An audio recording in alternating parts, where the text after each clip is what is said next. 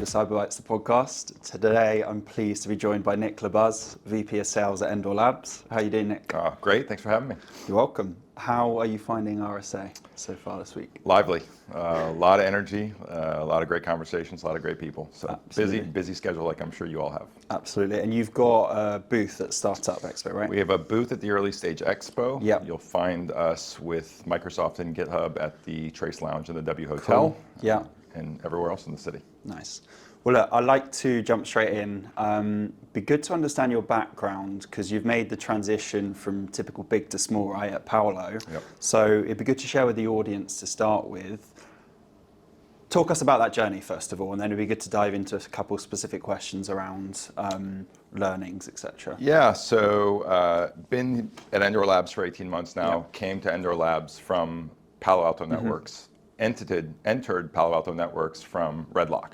Yeah. So share founder between Endor Labs and Redlock. Yeah. Started at Redlock as the second individual contributor. We were probably 30, 35, 40 folks. Wow, yeah. Acquired about a year and a half after into Prisma. Prisma Cloud at the time was maybe a few hundred people. Okay. They had already acquired Evident. Yeah. So Evident and Redlock come together, form Prisma Cloud. Leaving Prisma Cloud, it was 1,500 people. Palo was 15,000 people, roughly. Massive shift, right? Yeah. But the opportunity came, to your point, to go back to the beginning with a founder that I've worked with and has done great things, and jumped back into a 25, 30 person startup 15 months ago. So yeah, a lot to learn from each of those opportunities. Yeah. And what drew you back to Endor? I can imagine founder, right? That had an influence you've worked with previously. Yeah. I mean, that was a huge part of it. Yeah. You know, when I moved from the individual contributor role to a leadership role, Yeah. you know, I was asked why by our CRO at the time, and I sort of said, look, my next job, I want to be, you know, number one on the ground at a startup. Yeah, cool. And you know, when this opportunity came up, it's the perfect person to do it with. It's a great space. It's a problematic opportunity we're solving. So just all the pieces came together, and I knew this was the one. What learning? So the fact you've gone from small to big to small, you've experienced both sides. For someone that's maybe on the fence, they've just experienced big.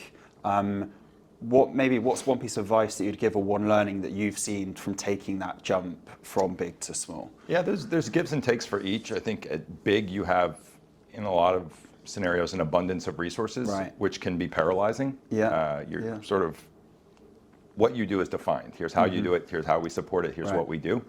At a startup, you know, especially someone of our size, a lot of it's undefined, and you have to have the ability and autonomy to just go understand what needs to get done and get it done. And that could be the message, that could be the way you do a proof of concept, that could be the way we've demoed the product. So it evolves quickly. And I think people that like that new element to the job day in and day out really can thrive and excel in smaller companies, and maybe some larger companies that give you the ability to do that. Sure. A quick one here from Oliver, one of the co-founders of Asperon Search. Our CyberBytes podcast showcases the security ecosystem's most exciting companies, but we do much more. Our talent solutions give security vendors the competitive advantage by building high-performing go-to-market and technical teams globally. If you're looking for your next role or need to hire the best talent in this competitive market, then reach out to us directly via our info@email in the show notes. Let's get back to it. And let's talk more about Endor then. I think it's exciting from the outside, definitely. Big Series A raise. Talk to us about what you guys are doing, first of all, and the product itself. Yeah, well, it's exciting from the inside too. Cool, great, that's good. So, you know, we're bringing a new thought process to solving a fairly old problem. Software composition analysis, software supply chain security. I think what our customers are seeing that's unique and different is that there needs to be an evolution in the space to organizations that tackle a laundry list of vulnerabilities generated by AppSec tools that may or may not have any relevance to the way they actually build software. Right. So that's the high level problem statement is, you know, most organizations are drowning in alerts. Those are handed over to development teams that have to spend endless hours figuring out, does this matter to me? Does this not matter to me? And that comes at the cost of like their productivity. So we're losing trust from our developers by sending them just these huge volumes of alerts, and we can't separate signal from noise. That's what Endor Labs does. So we have a very unique way to analyze software to understand, are you using open source dependencies in a vulnerable way versus are you using an open source dependency that could be vulnerable? And it's a really important distinction. And that's why here, right, just folks, well, engineers specifically, are just flooded with noise and alerts. It's like, how do I prioritize what do I need to action and what's potentially very dangerous to the organization? Yeah, I mean, you look at it's not too dissimilar from some great successes happening in the cloud security domain, where first there's these paradigm shifts that happen, right? And I've seen this across my SaaS life and my cloud security life, and now the open source. I mean, the first thing organizations do is say, don't use this. Right? It was true in SaaS. It was true in cloud was a dirty word 10 years ago, and open source followed the same trend. And then the adoption ramps up. So they go from don't use it to we're using too much of it to okay, I need a thoughtful way to secure what is just going to be a part of my tech stack at this point. And open source is far and away, becoming the most important thing developers use to build modern applications. Yeah, and you briefly touched on this, but the AppSec space in general, it's been around for ages, right? Open source is becoming more prominent.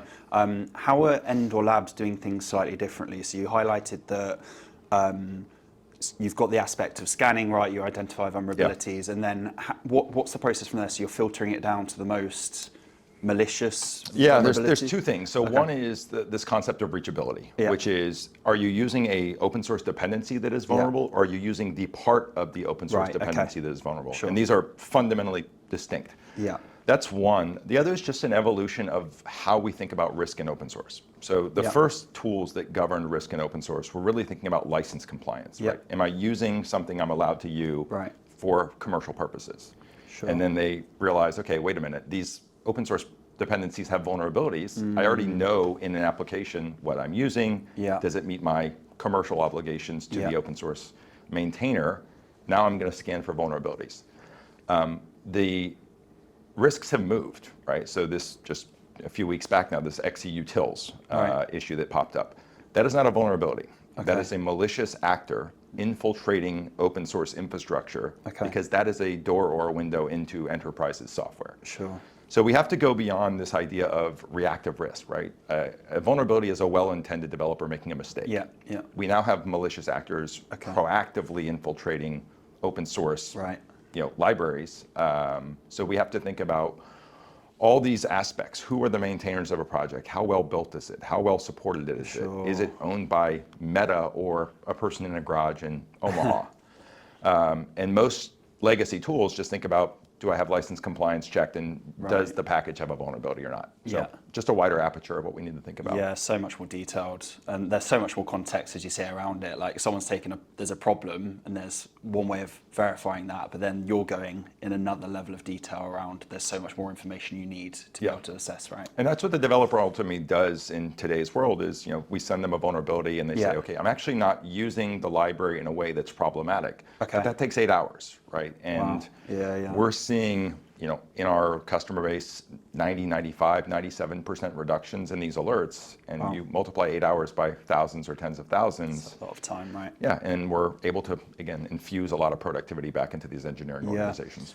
And you've touched on a couple, but what are some of the key challenges AppSec teams or engineers are facing when it comes to open source software and SCA? Yeah, I mean, I think just the flood of it, right? I mean, 5-10 years ago, 80% of your code was written by developers. Today, 80 to 90% is borrowed from the open source ecosystem. And tomorrow, 80% will be written by AI trained on open source.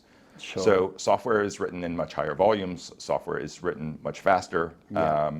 So if you were scanning 1/10 of your code with less vulnerabilities, now you're scanning 10 times as much code where vulnerabilities are occurring more frequently. It's a bit of a math problem.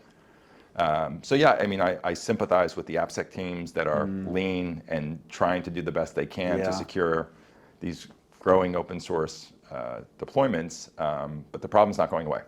So we have to add sophistication and automation to a lot of it. Plus you've got the resource issue, right, within the security space. So, and it's typically the larger enterprise firms that might have a dedicated internal AppSec team. These smaller firms, they're struggling. Swiss Army knives, right? Yeah, I mean, it's sort of shocking. We support a thing called Lean AppSec, where literally we just want to be advocates and educating the community on how can I do more with less, right? Because in some organizations, you'll see as few as 100 developers for every AppSec practitioner. It's a lot. I mean, that's crazy. SCA is one component of all the things they need to worry about. So, we're doing our best we can to move that ball forward. Yeah, it's interesting. And future looking then, mainly for the SEA space. Yeah. Like we touched on AI. Yeah. Right? the buzzword this week at RSA. But how do you see maybe the next 6, 12 months and beyond playing out for SEA specifically? Yeah, I think, look, reachability analysis is now, it's popping up everywhere. Okay. So I think there's going to be a race to who can actually figure out this concept. Okay. I have a biased opinion of who may win that race. But then we have to, going back to this different aperture of risk, right? So people not exploiting vulnerabilities in my software, people creating vulnerabilities in my software. Right. So how do I start to understand qualitatively what software I should or shouldn't use, irrespective of it doesn't have a license issue and it doesn't have a vulnerability. Right. So what's the best supported? Yeah. How can I dodge these XC utils types potential? And there's not an answer, right? I mean, a lot of it comes from just establishing a framework for what we're going to adopt, what good looks like, and sort of programmatizing that inside of a software development lifecycle. Yeah. So yeah, it's I think there's some exciting times ahead, and hopefully organizations are able to capitalize on a lot of great tech being built out there. Absolutely.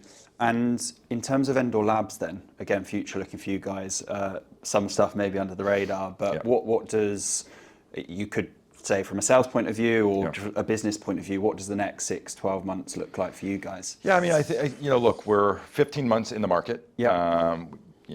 Excited and proud of the work we've done. I think, we're continuing to push the boundaries of what reachability analysis can do for customers. Yeah. And, it's been talked about for 2, 3, 4 years. People are starting to see it now. Yeah. And I think when you realize, what if I could truly cut down 90% of the problems that I'm tackling that aren't actually problems? Yeah. What that does for your engineering productivity. It's tremendous. So, we're going to continue to push the paces there and innovate there. That's cool. We're continuing to, one, grow the team. Yeah. And two, just making sure that we're keeping up with the market as far as where it's going. When these XC utils type scenarios come up, we need to be thoughtful and proactive in educating prospects, customers, et cetera, about what they should be thinking about, irrespective of they use Endor Labs or not. Yeah. And from a success metric point of view of measuring success utilizing Endor's platform, I can imagine one is very much time saved, right? Is there any way that maybe you're tracking this or not, but is there any way you can track productivity then saved off the back of that? So we just pushed a release yesterday that changed our dashboard from the volume of reduction in alerts to the time and money saved by reducing it. So you can sort of calibrate. Nice. I had 10,000 alerts, reachability and the other prioritization lenses got me to 1,000. Yeah. Here is my imputed cost for every developer. Here's how many hours I saved. That's cool. So literally on the dashboard it says, this project saved this many dollars. Because look, everyone's trying to do more with less. Less people, less tools, less time. And you have to be making people more secure while advancing that journey. Absolutely. And look, given the last 12, 18 months in the industry, right, the cutbacks businesses have made, absolutely people are trying to do more with less. Yeah. So it's key. It's, there's not a lot of appetite for adding. Adding expense, adding tools, et cetera. So yeah, I mean, we're pretty purposeful and we know what we do, right? I mean, we are a best-in-class SCA tool that does a lot beyond that. But when we sell to an enterprise, there's a budget we have to take out, right? And as we've seen, we can take that product out. We can come in with a more productive tool that actually can solve more problems in the future. But you just have to be pretty deliberate in that I'm going to solve the problem you're solving in a better way, and I may return some time back to your organization by doing that. Cool. And does the Endor platform support any open source language? Yeah, not necessarily for reachability, but it's incredibly extensible for what we would call traditional SCA. Sure. For reachability, we support all the modern languages. Of course. We'll continue to go deeper and wider in that respect. Nice. Cool. And to wrap things up then, pleasure coming on, Nic. I appreciate your time. Going back, rewinding, I like to finish with this. So look, you spent a good chunk of time in the cyberspace. You work for some cool startups and also on the enterprise side as well. If you could rewind 10, 15 years, tell your younger self something, knowing what you know now, what would you say? Do what you're going to do. I think in every organization, big, small, went great, went okay, I've learned. I think that's ultimately, the attribute of a startup seller person is they're just curious, right? And they're going to experience new things every day, every week, every month. They're going to seek out how they tackle that new issue, that new opportunity. So I'm grateful to all the people that I've had a chance to work with, all the organizations, again, varying degrees of very successful, somewhat successful, but I've appreciated all the learnings, positive, negative, things I should have done, things I got to do that worked out well. That's so key, that or go to Wiz at their seed round would be the other thing. Yeah, don't we all want that, right? That's hilarious. You gave me a chance. And to plug anything at the end, if folks want to get in touch with Endor or yourself, what's the best way? Yeah, I mean, go to the website. We have a free trial. Cool. The thing I'm proud about is the product demonstrates itself. Great. So, if you truly want to see what we're working on and how differentiated reachability analysis can be for your organization, you can talk to a salesperson. You cannot talk to a salesperson. You can just go use the product. Great. But I think just more importantly, just thank you for having me. This was great. Welcome, it's great to go back in time a little bit. Yeah, love it. Appreciate it, Nic. Thanks for coming on, dude. Take care. If you are still listening, thanks for hanging in there, and I hope you enjoyed this special RSA episode. If you did, then please hit the like and subscribe button, and of course share this with your colleagues and friends. If you are a candidate looking for your next role within cybersecurity, or a hiring manager looking to build out your technical or go-to-market teams, then please reach out to me directly on LinkedIn or via email. See you soon.